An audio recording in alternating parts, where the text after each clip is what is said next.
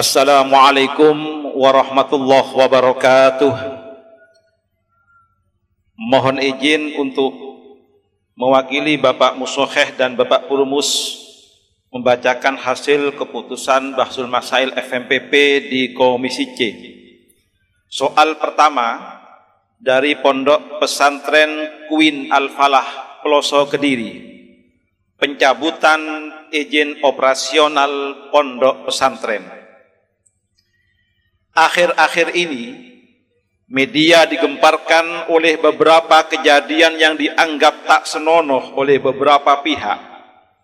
Kasusnya, salah satu tokoh dari pemilik pesantren tidak bersenonoh dengan santriwati yang salah satunya dikabarkan telah hamil. Oleh karenanya, dari pihak pemerintah memberikan sebuah tindakan, yaitu mencabut izin operasional pesantren tersebut dengan alasan pencabulan, dan tentu demi kebaikan para santri yang menetap di sana sebagaimana yang disampaikan oleh beberapa akun. Kabar terbaru, dalam salah satu kasus yang sama, pencabutan izin operasional tersebut ternyata dibatalkan. Menteri Agama yang diwakili Muhajir Effendi mengungkapkan alasan izin operasional pesantren batal dicabut dilakukan atas arahan Presiden Joko Widodo.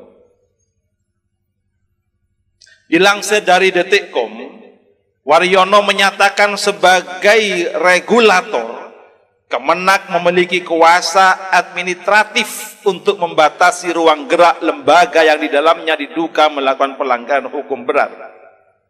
Tindakan tegas ini diambil karena salah satu pemimpin merupakan DPO kepolisian dalam kasus pencabulan terhadap santri. Di sisi lain, menurut kepolisian, pihak pesantren juga dinilai menghalang-halangi proses hukum terhadap yang bersangkutan. Pertanyaan, apakah tindakan pemerintah terkait pencabutan izin operasional pesantren dapat dibenarkan? Jawaban, pemerintah dibenarkan mencabut izin operasional atau IJOP pesantren apabila pesantren atas nama lembaga terbukti melakukan pelanggaran atau kesalahan, misalnya memobilisasi massa, menghalangi proses hukum yang sedang berlangsung, mengajarkan kurikulum yang bertentangan dengan nilai-nilai Pancasila dan undang-undang, dan tidak mampu menjamin keamanan dan kehormatan santri didiknya. Sedangkan apabila pelanggaran tersebut dilakukan oleh oknum pesantren, maka pemerintah tidak boleh mencabut IJOP lembaganya. Meski begitu, proses hukum untuk personal tetap wajib ditegakkan. Catatan, bila di kemudian hari pesantren yang telah dicabut izin operasionalnya telah berbenah dan kembali kepada jalan yang benar, maka pemerintah wajib mengembalikan IJOP pesantren tersebut. Para musokheh dan purumus memberikan rekomendasi kepada pemerintah seharusnya juga mencabut IJOP pesantren yang mengajarkan radikalisme, terorisme, ekstremisme, dan ideologi lain yang mengancam keutuhan NKRI. Soal B, bagaimana hukum pihak keluarga menghalangi proses hukum dengan pertimbangan menjaga nama baik pesantren maupun menjaga nama baik keluarga?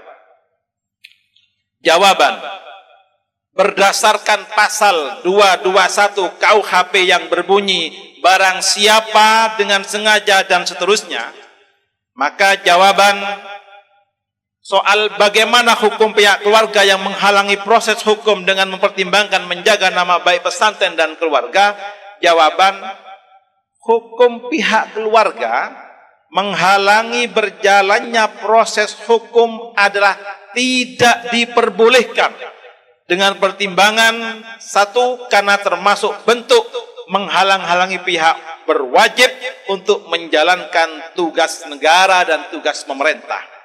Dua, karena pihak keluarga telah melindungi pihak dan membantu pihak yang menolak proses penyelidikan, ibarat Is'adur Rafiq dan yang lainnya.